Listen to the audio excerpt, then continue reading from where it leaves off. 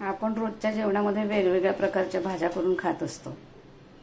त्यात आता आपण बघणार आहोत ही दोडक्याची भाजी। दोडकी घेऊन त्याच्यावरची साल काढली आहे आणि ही दोडकी चिरून घेतली आहे। आपण ही भाजी लोखंडी कढईमध्ये करणार आहे। लोखंडी कढईमध्ये भाज्या केल्यावरती लोह त्याच्यामध्ये उतरतं, त्यामुळे मी ही लोखंडी कढई वापरते। त्याच्यात आपण घेणार आहोत 1 ते 2 चमचे तेल।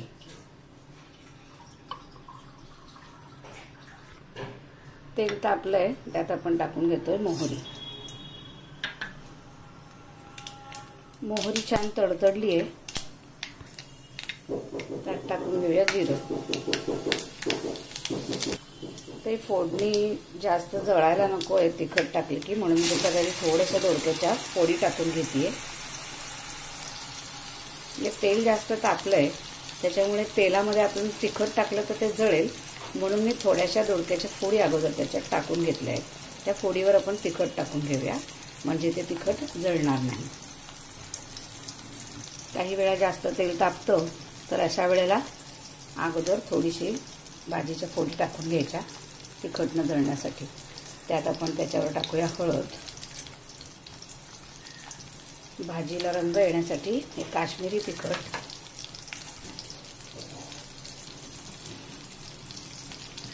हे लाल तिखट तुम्हाला ज्या प्रमाणामध्ये तिखट हवं असेल त्या प्रमाणात तुम्ही तिखट घालायचं आहे।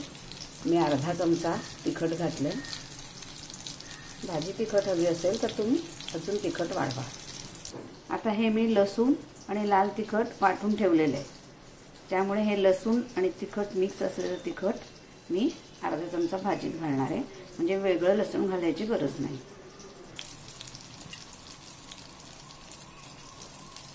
तेव्हा अर्धा चमचा मी साधं तिखट आणि अर्धा चमचा लसूण तिखटची चटणी ती घालते।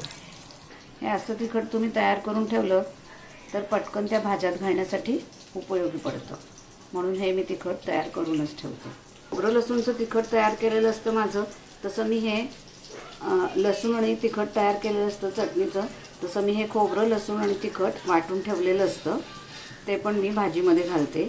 शेंगदाण्याचं कूट तयार केलेलं असतं तेही मी भाजीत वापरते। ज्या वेळेला आपल्याला भाजीत जे घालायचं आहे खोबरं लसूण किंवा शेंगदाण्याचं कूट किंवा लसूण आणि तिखट, त्यावेळेला ते वापरायचं। आता मी सांगितल्याप्रमाणे थोडंसं हे खोबरं लसूण आणि तिखट हेही मी त्याच्यामध्ये घालणार आहे। सुकं खोबऱ्याचं हे वाटण आहे, ते पण टाकून घेते, त्याच्याने भाजीला चव छान येते। हे सगळं मी मिक्स करून घेते आणि सगळी दोडकी चिरून घेतलेली त्याच्यात टाकते। प्रथम आपण मिक्स करून घेऊया आणि मग उरलेली दोडकी त्याच्यामध्ये टाकून घेऊया।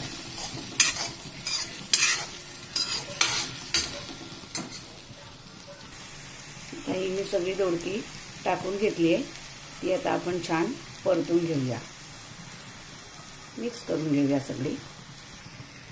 आता आपण ही छान भाजी सगळी परतून घेतली आहे। थोडासा त्याच्यावर पाण्याचा शिपका देऊन ही भाजी आपण आता वरती ताटली ठेवून शिजायला ठेवूया। अगदी घोटभर पाणी मी त्याच्यात घालणार आहे, अगदी थोडंसंच पाणी त्याच्यात टाकून घ्यायचं आहे, जास्त टाकायचं नाही।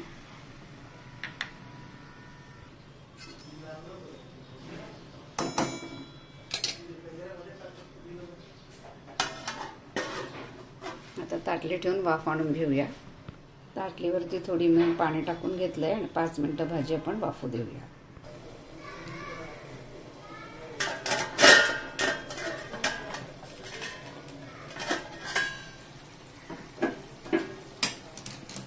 आता तुम्ही बघू शकता आपण पाणी अगदी कमी घातलं होतं, आमचं पाणी भाजीला खूप सुटलंय।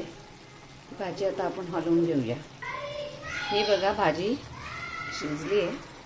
तुम्हाला जर सुकी भाजी हवी असेल तर हे पाणी पूर्ण आटवून घ्या, आणि तुम्हाला जर ओली पातळ भाजी हवी असेल तर अजून त्याच्यात थोडं पाणी टाकून घ्या। आता भाजी शिजलेली आहे। ज्या स्टेपला मी जाडसर शेंगदाण्याचं भाजून घेतलेलं कूट टाकते। 1 ते 2 चमचे म्हणजे पोहा चमचे शेंगदाण्याचं कूट।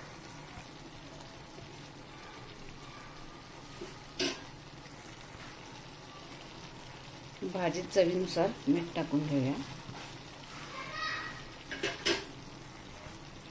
आता या भाजीमध्ये मुगाची डाळ टाकून पण ही भाजी करतात। जर तुम्हाला मुगाची डाळ टाकायची असेल तर फोडणी दिल्यानंतर अगोदर तुम्ही थोड्या प्रमाणात मुगाची डाळ टाकून घ्यायची, ती थोडीशी शिजवायची आणि नंतर ही दोडकी त्याच्यात टाकायची आणि भाजी शिजवायची। पण आता तुम्हाला सांगू का, मुगाची डाळ टाकायची तर काल ही मी मुगाची डाळची भाजी केली होती।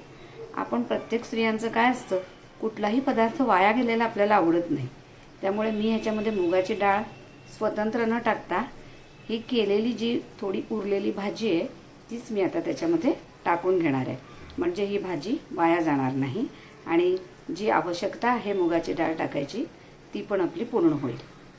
तेव्हा ही मुगाची डाळ मी आता त्याच्यात टाकून घेणार आहे। काहीही वाया न घालवणं हा आपला स्त्रियांचा स्वभाव, त्यामुळे हीच भाजी मी आता त्याच्यात टाकून घेणार आहे। तेव्हा स्पेशल मुगाची सेपरेट डाळ न टाकता वरून ही भाजी टाकून घ्यायची, कारण ही शिजलेली आहे, त्यामुळे अगोदर न टाकता मी ही भाजी शिजल्यानंतर मुगाची डाळची भाजी त्याच्यात टाकलेली आहे। आता भाजी छान परतवून घेऊया। आता या भाजीमध्ये मीठ तिखट दोन्ही होतं, ते सांभाळून आपण प्रथम दोडकी टाकल्यानंतर ते प्रमाण सांभाळूनच तिखट आणि मीठ टाकायचं आहे, म्हणजे ते प्रमाण डबल होणार नाही, याची काळजी घ्यायची। छान परतवून घेतली आहे। अजून 2 मिनिटं भाजी आपण थोडीशी शिजवून घेऊया। तर दोडकी ही वेली भाजी आहे, पावसाळ्यामध्ये जास्तीत जास्त वेली भाज्यांचा उपयोग करावा। आपण पावसाळ्यामध्ये जास्त पालेभाज्या अजिबात खात नाही, तेव्हा ही पावसाळ्यात केलेली वेली भाजी दोडक्याची सुकीही नाही आणि पातळही नाही, अगदी अंगाशी रस्सा असलेली भाजी मी तयार केली आहे। हे बघा, तेव्हा तयार झाली आहे रोजच्या जेवणातली दोडक्याची भाजी। ही रेसिपी दाखवण्याचं कारण म्हणजे काय, नवीन मुली असतात, नवीन मुलींना वेगवेगळ्या प्रकारच्या भाज्या कशा करायच्या हे माहीत नसतं, त्यामुळे ही रेसिपी मी दाखवली आहे। त्या मुलींना ह्या रेसिपीचा उपयोग होईल। तेव्हा ही रेसिपी तुम्हाला पण कशी वाटली, रेसिपीला लाईक शेअर सबस्क्राईब करा। रोजच्या जेवणातली दोडक्याची भाजी, सिंपल आणि साधी रेसिपी, सोपी रेसिपी आणि आवश्यक असलेली रेसिपी। तेव्हा रेसिपीला लाईक शेअर सबस्क्राईब करा।